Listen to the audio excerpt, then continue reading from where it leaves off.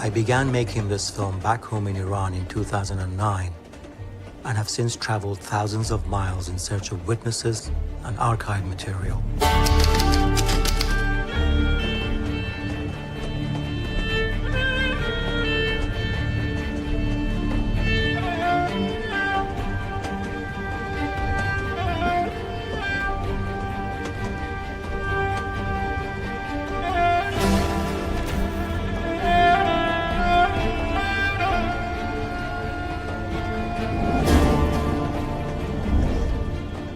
In 2012, I gave a TED Talk in which I spoke publicly for the first time about making this film, Coup 53.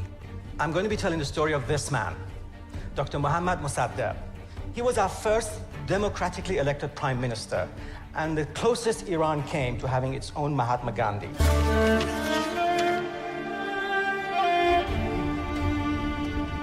My film has taken so long to finish that some of the people I've interviewed have since died.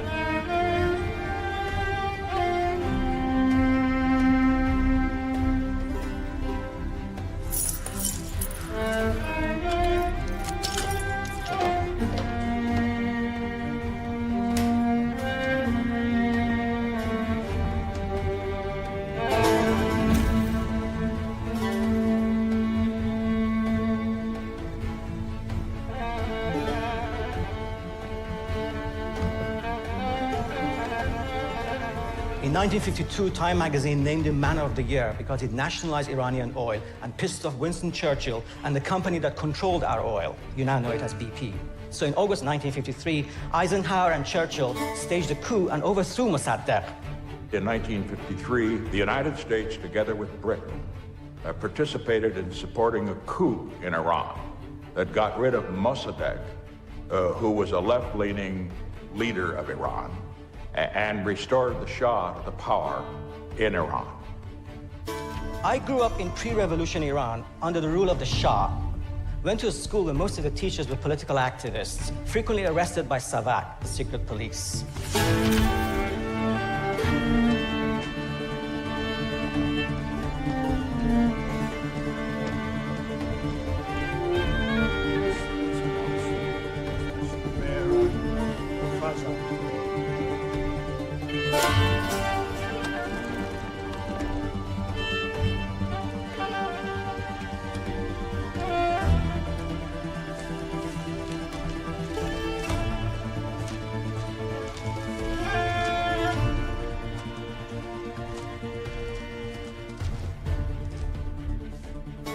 My life under the Shah came to an end in 1975 when I was sent to England for school.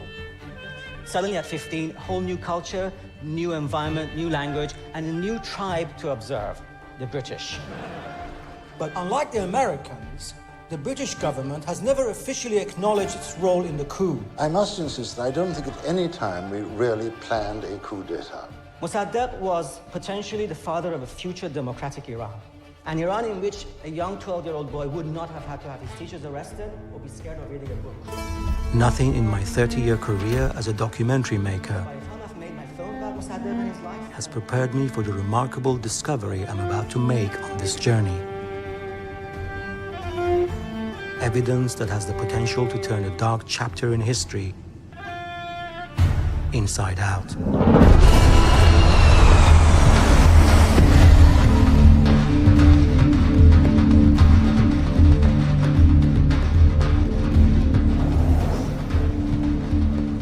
I am the Deputy Director and Research Director at the National Security Archive, which is a non-governmental organization based at George Washington University.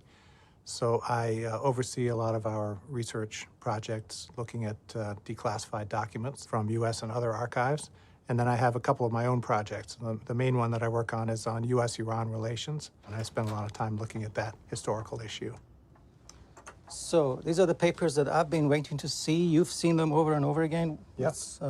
What have you got? Well, all kinds of stuff from the whole period of post-war of U.S.-Iran relations that we've been collecting over the years. And so among other things, I've got a small collection of CIA materials. There are probably, I would guess, maybe 200-300 pages of CIA records that have been released, officially released over time, over the years. 200 to 300. Something like that, yeah. There are at least 3 internal histories that the CIA has produced. In probably the late 1970s, one of these items was produced. Is this when you write to them asking for information? Well, this is the response letter to me saying we're enclosing this document that you requested, and then here's the document itself called The Battle for Iran. The Battle for Iran, which is still going on. This is what's new about this release, covert action. In earlier versions, which you'll see, this is all blotted out. Keep that out. So we can take this one Look out? at it. There's still a lot that's not there. I like the fact that there's still lots of blank pages. They're supposed to show you what was there. Right. And what came out that was new, I was in Tehran on the 60th anniversary of the coup. August 19, 2013, I was in Tehran. What was new was essentially this page. The military coup that overthrew Mossadegh and his National Front cabinet was carried out under CIA direction. They had never, to my knowledge, officially acknowledged their role Right. in the coup. And you see here the first part of that sentence, that as an act of U.S. foreign policy conceived and approved at the highest levels of government, it was not an aggressively simplistic solution clandestinely arrived at, But was instead an official admission by both the United States and United Kingdom that normal rational methods of international communication and commerce had failed, i.e. Mossadegh was in the way. and even acknowledged the British role. Right. So this is the CIA outing the British who have not yet confessed to it. Right. Do you know what, Malcolm? I'm standing in front of a filing cabinet of a drawer full of documents that essentially changed the fate of my country and changed my fate. You know, what happened to me, what happened to my family, it's just like how your lives, your destiny, your fate is Yeah. encapsulated Yeah. In a half a file drawer. in a half. This is it. This just changed Iran. This box of papers. You had $1 million in cash to run the coup, right? That's right. And we used about $60,000 of it. That was all. Are you saying that $60,000 was all it took? Yeah. I don't know where the money went, and I didn't ask because it was so damn little that no one was going to ask me any questions. All they asked me was, how the dickens did you get away with spending so little? For those among you who know anything about the coup, Kermit Roosevelt's name has become synonymous with the events of 1953. His version of the story, the stuff of books and TV documentaries, has been the received wisdom for decades. But what we are about to discover in the making of this film will reveal the suppressed history of what really happened and who was responsible. This is the most important document our film has discovered in its 9-year history of production. This has gone on 50 or 60 years, where the United States has been involved in overthrowing governments. Mossadegh back in 1953. Nobody knows who Mossadegh was. Democratically elected Prime Minister of Iran. He was overthrown by British and American interest because he threatened oil interest of the British. And as a result of that, the Shah of Iran came in, terrible dictator. As a result of that, you had the Iranian Revolution coming in, and that's where we are today. Good evening. On day 37 of the seizure of the American embassy and the kidnapping of the hostages, the United States has now moved the crisis toward a showdown stage. For most Americans, the Iran story begins in 1979 and the hostage crisis that gripped the world for 444 days and cost Jimmy Carter his presidency. But for us Iranians, the story goes back to 1953 and the CIA MI6 coup that crushed democracy in our homeland. 300 killed and hundreds wounded is a conservative estimate. Mossadegh and his government were swept from power in favor of General Zahedi, the man appointed by the Shah in the first place. The thoughts of Britain instinctively turned to Abadan, that monument to British enterprise and engineering skill. Forced to abandon what we had created in the wilderness, is it too much to hope that we shall see once more the tankers of Britain at Abadan? Maybe sanity will yet prevail, and Iran and Britain go forward in harmony.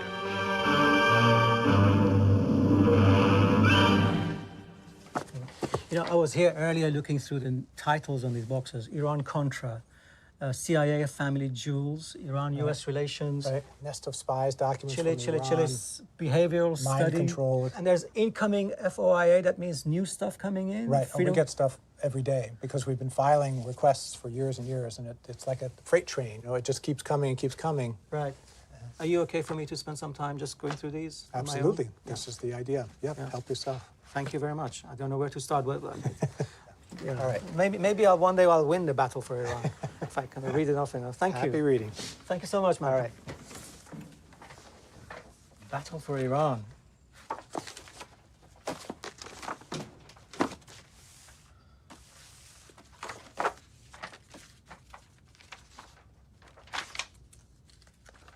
It's an entire CIA profile of Mossadegh.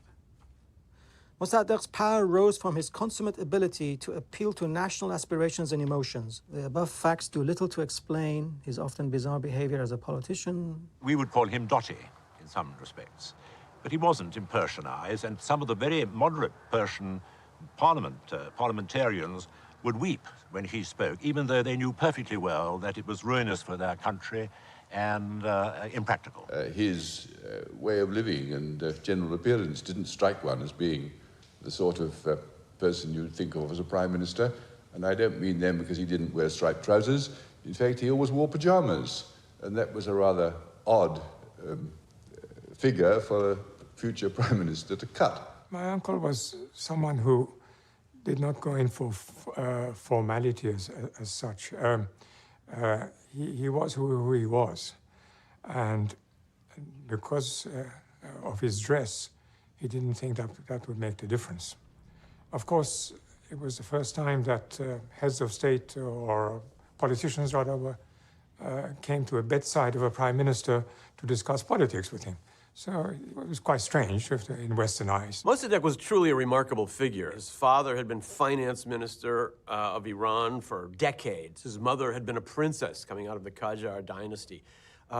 While he was still a teenager, he became the chief tax collector for his home province. And he greatly impressed people with his honesty and his seriousness and his efficiency. He went on to become highly educated. He was the first Iranian to receive a doctorate in laws from a European university. He was probably the most highly educated Iranian of his generation. I don't think that there has been in the last 50 years anybody more prestigious than Mossadegh in the history of the country. Why? For one thing, Mossadegh was incorruptible. The second thing was he was against the power, always stood up to the power.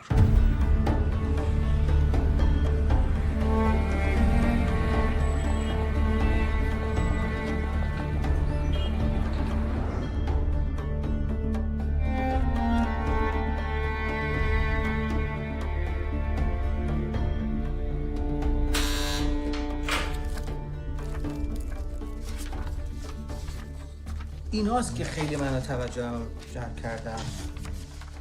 چیزایی من تو اینا میدم که اصلا هیچ جا ندیدم تا قبلا. این عکسو من گرفتم. آنو شما گرفتید؟ اینو من گرفتم. اون اولی‌ها که نشونه. این هم تصویر شاه جوانبخت که همیشه چوب لای چرخ مصدق میکرد. ببین این ورودی به باغ چندین سال پیش یکی از ایستگاه‌های تلویزیونی انگلیس یه فیلم ساخت، عنوانش بود The End of Empire. و من یکی از مشاورین این فیلم بودم. من مطمئنم آخرای فیلم سکول هم بود، آخرای دانشگاه فیلم بود که این پخش شد. 1985. End of Empire was a major 14-part television series that chronicled the unwinding of the British Empire, country by country. Even though Iran was technically not part of the empire, it had been dominated for so long by British commercial interest that it had to be included as one of the featured programs. Alison Roper. من اولین کارم در تلویزیون ایشون همکار بودیم توی دفتر سال 87-88. Alison Roper. اینا تمام ترانسکریپت‌های مصاحبه‌ای است که خانم الیسون روپر با اشخاص مختلف کردن. همه هر چی داشتن و نداشتن به شما دادن. بله هر چی بوده. تنها ترانسکریپت ها نبوده، چیزای دیگه هم داشتن که داده بودن. و اینا اصلا خود یادداشت‌های اصل تحقیقاتشونه. یه مقدارش یه مقدارش. آره. چیزایی بوده که دیگه اونجا ممکن بود که دور بریزن. من جمع کردم به حفظ کردم. اینا رو میتونم ببرم لندن دیگه؟ بله میتونید شما ببرید و تا هر موقعی که دلتون میخواد نگه دارین و استفاده کنید. خیلی عالیه اینا. خوندن اینا هفته‌ها و هفته‌ها طول کشید. خب اینم مشغولیات برای شما. مرسی.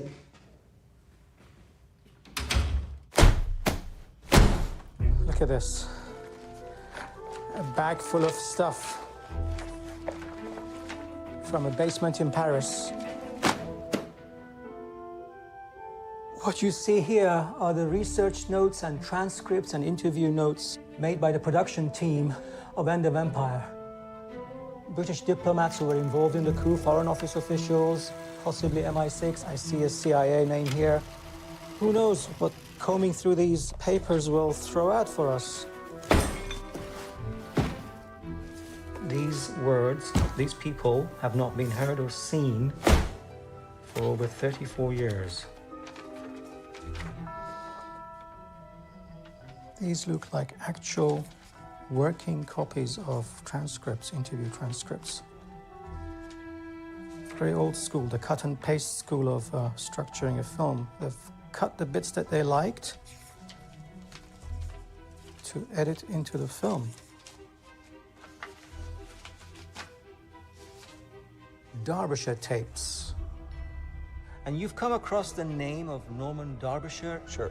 Yeah, he's named in the Wilbur history, and he's the one who works with Wilbur in Nicosia. Okay. To put the plan together. So he's high-level MI6. Right, and someone with Iran expertise. This is amazing. They've used quite a bit of him because there's so many chunks that have been cut out. But I don't recall watching End of Empire and seeing a Derbyshire in it.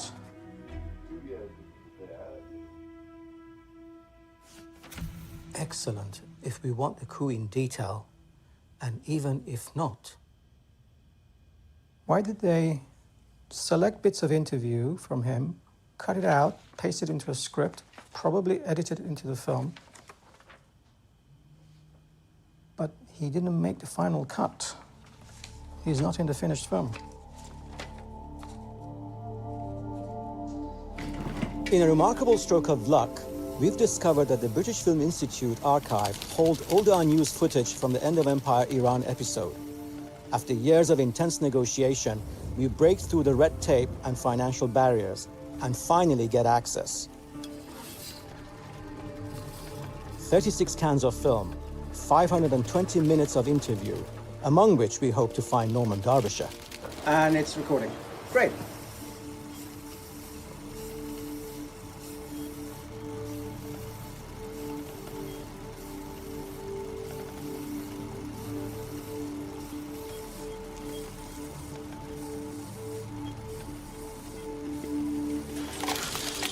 We digitized the entire collection of End of Empire given to us by the BFI. We did not find Norman Derbyshire.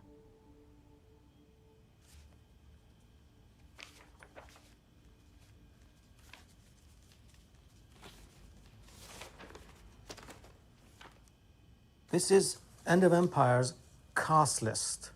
And number 1 is Derbyshire. Gets a tick and an asterisk. Derbyshire features here. Plan conceived by Derbyshire and Woodhouse. Derbyshire was the undercover man. Sam Fowler worked under Derbyshire. Norman Derbyshire. British Embassy, staff photograph, Tehran, class of 1952. And this is Norman Derbyshire. Looking very much the cool undercover spy. Derbyshire would have been 29 when this photograph was taken. He was born on the 1st of October 1924, and he died on the 17th of June 1993. His CIA counterpart was Stephen Mead. We found his can of film even though he too was cut out of the finished film. Stephen Mead on Iran. This is what End of Empire production team thought of Stephen Mead. A young 69, hatchet-faced, like a bit part player in a B-movie thriller, and above all, good. This is brilliant.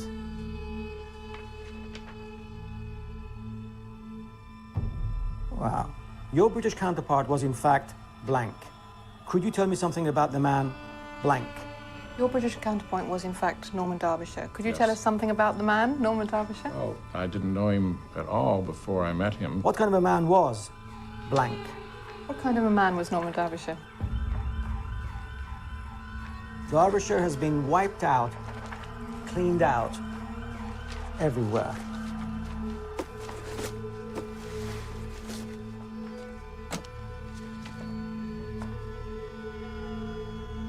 But amazingly, I've now found an identical Derbyshire interview uncut. One Norman Derbyshire original interview cut up, and then a Derbyshire interview intact. So this Derbyshire interview, which is exactly the same, Derbyshire. Here, Derbyshire has been blanked out. This hasn't been cut, which means all the bits that they selected for the film and cut out of this one are in this one.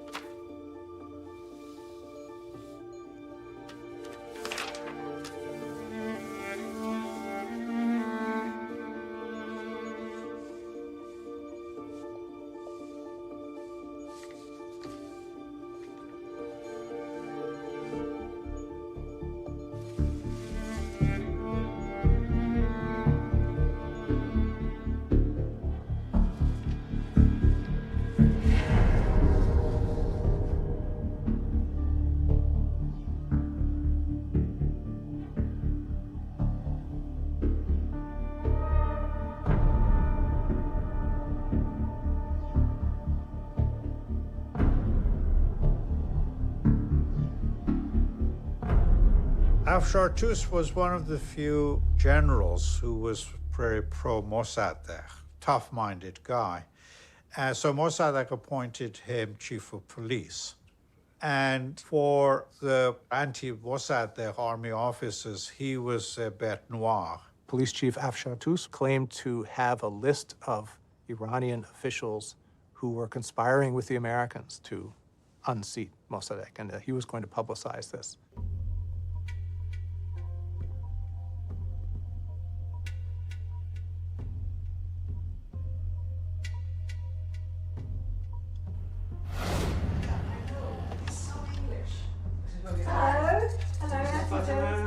Nice to meet you. How do you do? Lovely to meet you. Thank you so much for coming in, Alison. Pleasure. Absolutely. I also just wanted to compliment you on the depth of your research, which Thank you. Is a great service to us. And now, because we've gotten all of that material from the BFI, meshing very nicely with our interviews with the Iranian side of the equation. So this will give you an idea of the style of our film, like how we're approaching the story. Look at this. A bag full of stuff from a basement in Paris. What you see here are the research notes and transcripts and interview notes made by the production team of End of Empire. These look like actual working copies of transcripts, interview transcripts. The cut and paste school of structuring a film. They've cut the bits that they liked to edit into the film. Derbyshire tapes. Derbyshire tape 1. Yes. He was the man. But I don't recall seeing a Derbyshire in it. He's not in the finished film.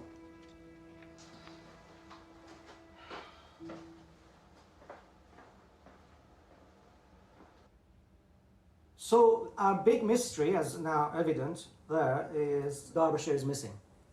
What's the story with Derbyshire? Okay, so just remind me, did I interview him sound only in a pre-interview? Or did I not? Was it down the phone? I mean, how did we, because we did an interview. You interviewed Derbyshire? Not filmed. Not filmed him? That's the whole point. He never agreed to be filmed. I don't even remember whether this was our interview or somebody else did it, but Mark may remember. How are you, Mark? Long time. I'm sitting in a film cutting room with Taghi Amirani, and he has managed to persuade the BFI to let him use all the rushes from the End of Empire programme.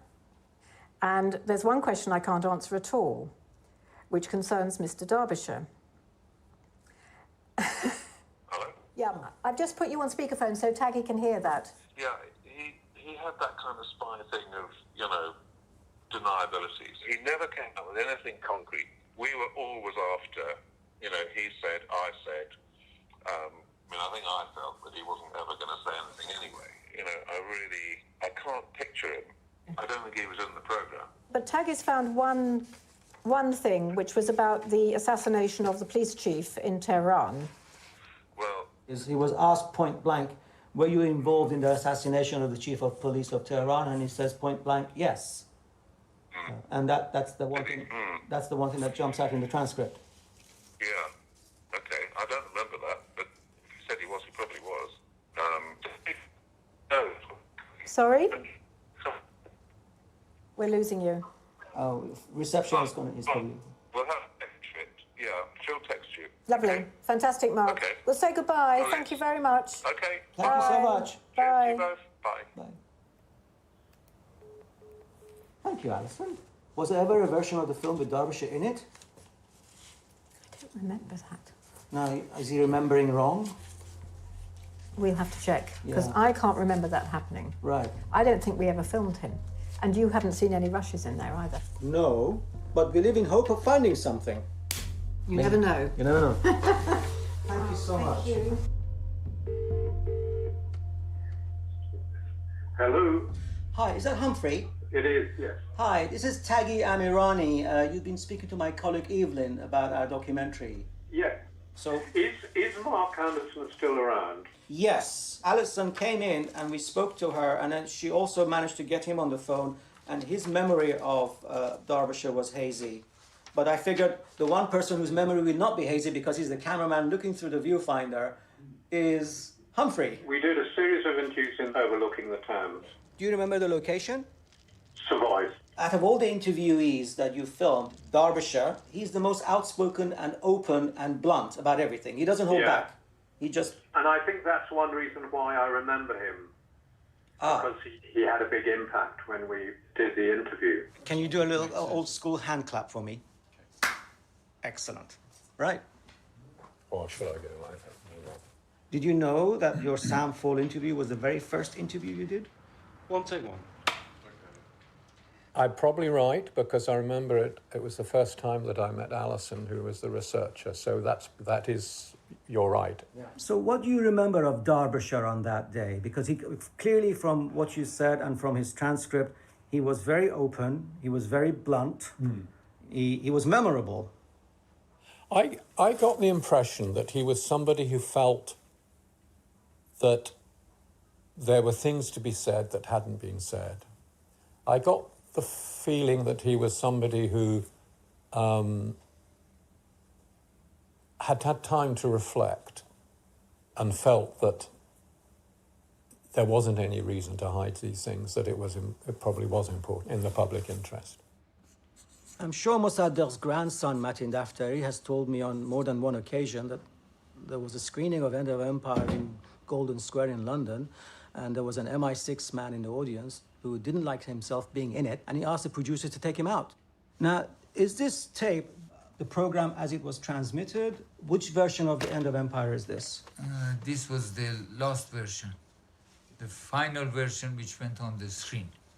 But long before that, there was a preview of the film before it went on air. On air. And they invited people for corrections, and people who were invited also were asked to make any corrections if necessary and all that. Right.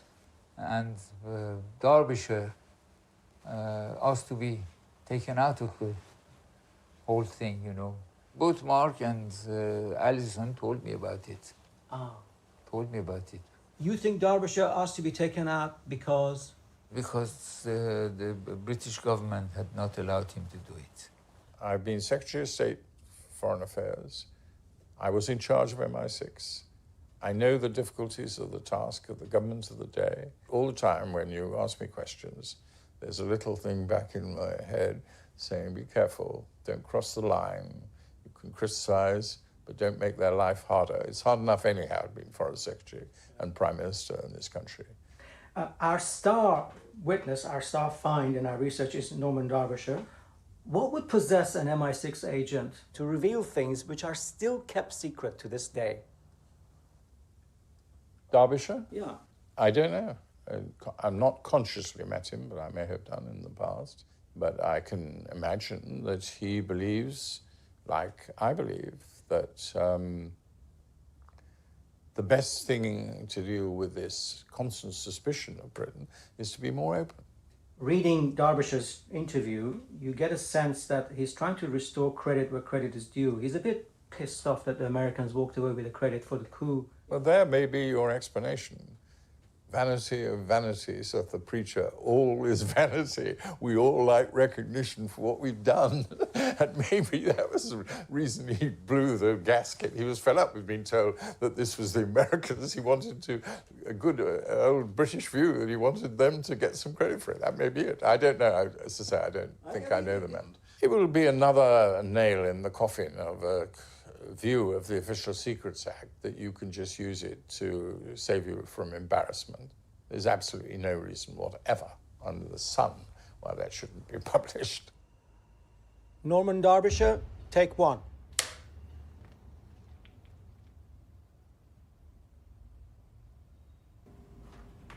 What you're about to see here as the team sets up at the Savoy is the result of us not being able to find the Derbyshire can of film. We hit a brick wall. We hit a wall of silence and denial about Norman Derbyshire, so we've resorted to bringing his words to life. Oh, there it is. Okay. Rafe Fiennes is about to speak Derbyshire's words recorded back in 1983, telling us things the British didn't want anyone to hear. And these are the bits that the people who made the original documentary loved, which is also what we love. Sorry, I'm getting drawn into the... Just imagine how I felt when I came across it. It was one late night in the office.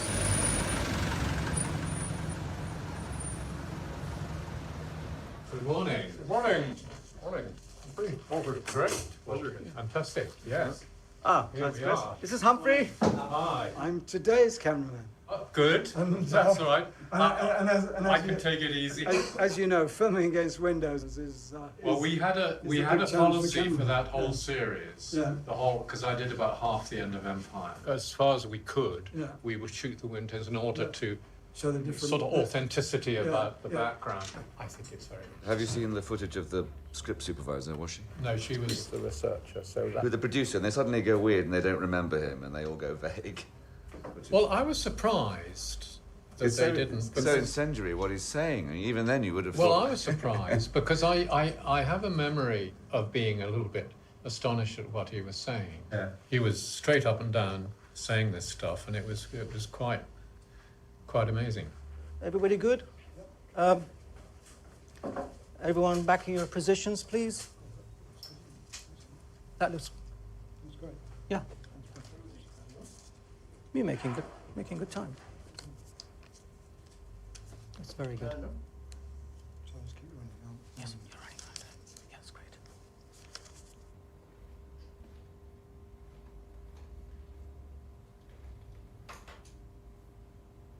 Right, okay. So Mr. Derbyshire is about to tell us the story of the coup like it's never been told before. Right? Everyone good? Okay. When did you first go out to Iran? I went out in 43, 47 period, first of all as an army officer in SOE. And I was there from the end of 43 to the middle of 47, and from late 49 to 52 when Mossadegh threw us out and broke off relations. We've got this incredible first-hand witness, Right. not just any witness. He's a... How did it come to this? Exactly. It's like, how do we get to having to kill the chief of police of Tehran in order to get the coup going? A member of the British government is saying in black and white that he was involved in the assassination of the chief of police. And he is running the coup, so he's not just anybody. Right. So this is amazing. The actual running of the coup from our side was my responsibility. Let me take you back a little, because it may be of interest to talk about nationalization. The Persians were bitterly resentful of the way they were being treated by the British, because the oil company was run by expatriates who called anyone east of Calais a wog. And to them, the Iranians, well, were wogs. Did you get the impression that members of the Anglo-Iranian, British members, looked down on their Persian counterparts and indeed on Persians generally? I think the Iranian answer to that, were I an Iranian, would be that the trouble was that they didn't even bother to look down on us. The impression was rather one of just taking them very much for granted, but not really regarding them as subjects of even sufficient interest to be treated as wogs. انگلیسی‌ها من شرممش که بخوام بگم اگرم تو روی یه ایرانی میخندیدن مثل اینکه تو روی یه حیوان میخندن. At Abadan, you had a classic colonial enclave. All the British workers were well-dressed, had nice homes with the classic little lawns and the rose bushes. There were swimming pools and movie theaters, bowling alleys and athletic fields. And side by side with the giant refinery, schools and colleges, hospitals and clubs and clinics, all the amenities of a city of today for work and living and leisure. باغ، بهترین گل، بهترین منازل، بهترین اسفالت، همه تو این برای من انگلیسا و اینجا تو خونه گیلی بودیم زمان انگلیسا. So of course the Persians had the feeling that they were being screwed, and rightly so, because, well, from 1920 onwards, I would say. Yeah. When oil was discovered in Iran, Churchill described it as a prize from fairyland beyond our wildest dreams. Thanks to Winston Churchill, the First Lord of the Admiralty, he changed the British fleet from coal burning to petroleum-based, and this was a life-changing moment for the world because it made petroleum as important as it is today. Under the original agreement, only about 16% of the oil revenue was supposed to be given to Iran. But that 16% was going to be calculated by the British, and no Iranian would be allowed to look at the books. We now know also that the amount was calculated after the oil company paid its taxes. Now, the oil company was owned by the British government, so when it was paying taxes, it was essentially paying taxes to itself. We weren't handing over files. We weren't handing over accounts, which they asked us for. I said I had no authority to hand them British companies' accounts unless I was told from London. حتی یک لوله 4 اینچ 5 اینچ کشیده بودن از زیر رودخانه کارون هدایت میکردن به اون طرف به عراق بنزین مجانی برای مصارف خودشون و نیروی دریایی انگلیس و غیره اونجا مصرف میکردن. So it was a lot of creative accounting, but in the end it was clear that almost all the money from this tremendous resource was going into Britain and almost none was coming back to Iran. Well, it became very obvious that something was going to happen in Abadan, and it was nationalization.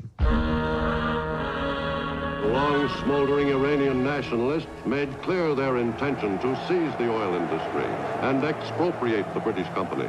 Focal point of Iranian unrest, however, is the government, headed by 70-year-old Premier Mohammad Mossadegh, whose single purpose is oil nationalization. دولت انگلیس می‌خواهد با همون رویه قرن 19 با ملت ایران رفتار کند. امروز هیچ ملتی نیست که بخواهد استقلال و آزادی او دستخوش اغراض دول استعماری بشود. He was a marvelous politician, and at that time he had all the people with him. He'd clobbered the imperialists, he'd nationalized the oil company. Iran was a country again. It was great stuff. It was very moving. When the flag of the oil company goes down and the Iranian flag goes up, this was seen both in England and Iran as a declaration of independence. Every single heart in Iran throbbed a few beats faster at the pleasure of seeing this, what they saw as a smack in the face to the British. And I said that if we don't do anything about this, within 5 years we shall lose the Suez Canal on the same principle, which in fact proved to be exactly right, almost to the day.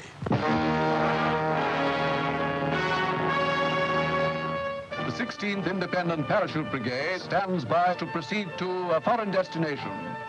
Inoculation of the 1st Battalion Parachute Regiment strengthened rumors that the airborne sharpshooters might be sent to Persia to protect British nationals employed there by the Anglo-Iranian Oil Company.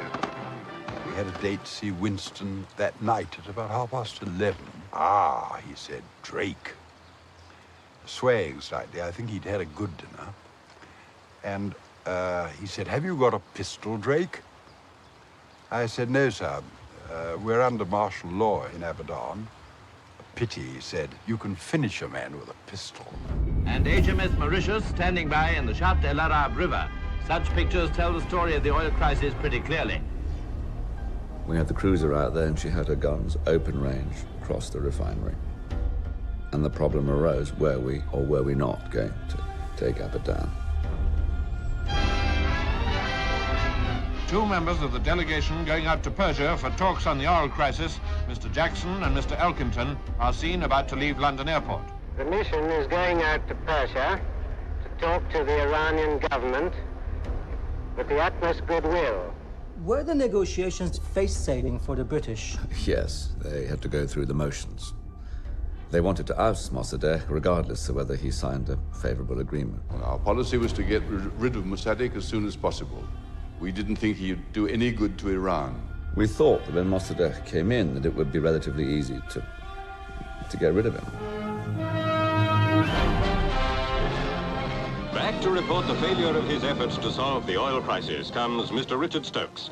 And just as soon as this obstacle in the way of providing... The talks collapsed and the British evacuated Abadan, expecting the refinery to shut down. Abadan, where the last group of British oil experts passed through the customs en route for Iraq and home. من اون موقع ناخدای چیز بودم، قایق موتوری بودم به نام زاغی، چوبی بزرگ بود. گفتن بره کارشناسا رو میخواد ببره بصره، از بصره پرواز کنن برن. گروه اول که اومدن، وقتی که اومدن دیدم همه من زیرم میخندن. اینا ناراحت شدن، هو زدن به ایرانیا. هو بعد کپتن ناوی که ایستاده بود روبروی آبادان بهشون گفت keep quiet. دولت ایران حاضر شد همون قراردادی که این متخصصین داشتن امضا. Right up to the last moment, Mossadegh did not want the British employees to leave. They would receive the same treatment, if not better, as far as salaries were concerned. And he kept on saying to the British, let us keep your employees as our employees. They said no. Many leaving a lifetime of service behind them as they see the liquidation of 50 years' magnificent achievement in the hospitable soil of Persia. The return of the refinery's general manager, Mr. Ross, made headline news. The reason we left Abadan was because the Persians kicked us out and nobody did anything about helping us. What do you think about this Persian situation with Mossadegh? What's the true story? Well, I think the true story of that is his strength is our weakness, and that's just it.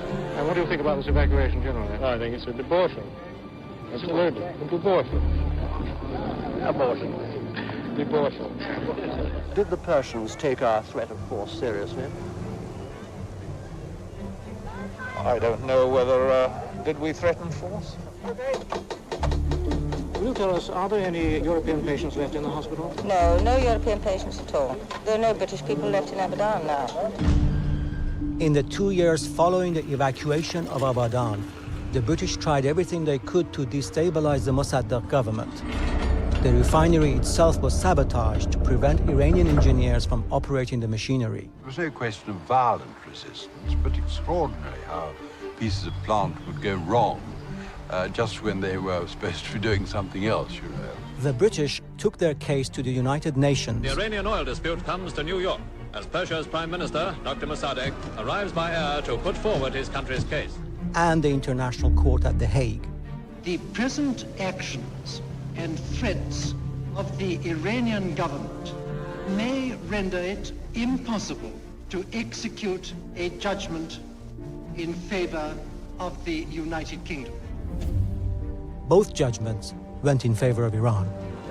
Je suis مخالف اصلا مخالف جراحی و شیمی درمان. من موافق این بودم که رها کنید.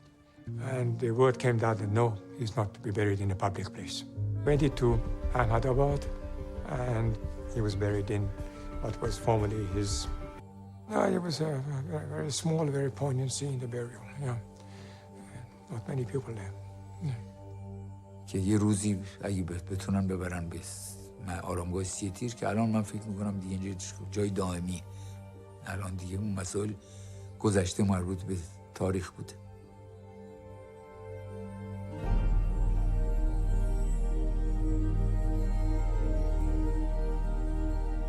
Released from the burden of Mossadegh and his dream of democracy for Iran, the Shah is finally liberated to be what he always wanted, an all-powerful king, free to reign and rule and stride the globe.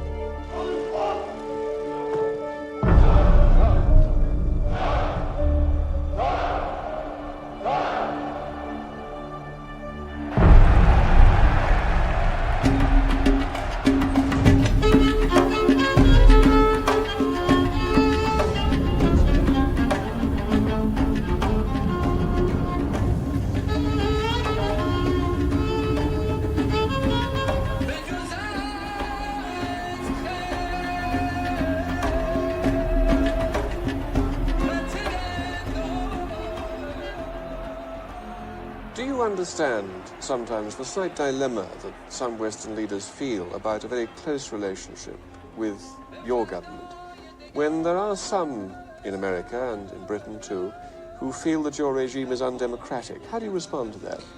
Well, I respond to that by saying that your regime are not more democratic than ours. Just look how many billionaires you have and how many poor people you have.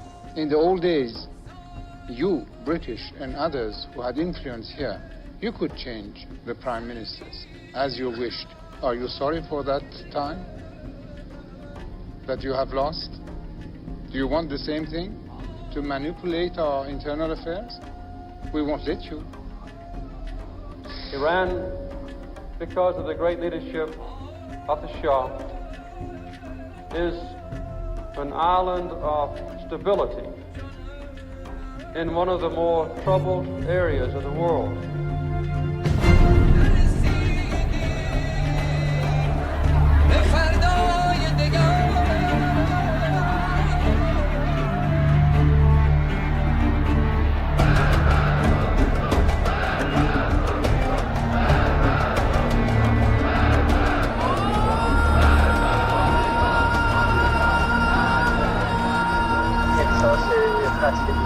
احتیاج به استراحت.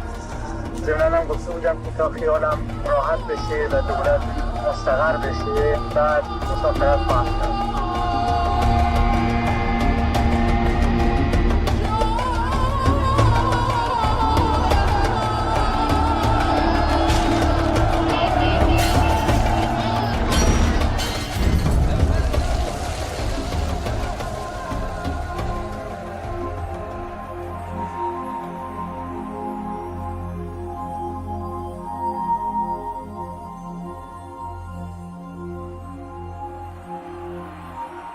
و من همیشه این حرف رو زدم که در حقیقت 22 بهمن 1357 همون روز 29 مرداد 1332 و حقیقتا اگر که بخوام در یک کلام بگم تمام انقلاب اسلامی ایران در حقیقت برگشت و یا عقده‌ای بود که ملت ایران از 8 مرداد داشت.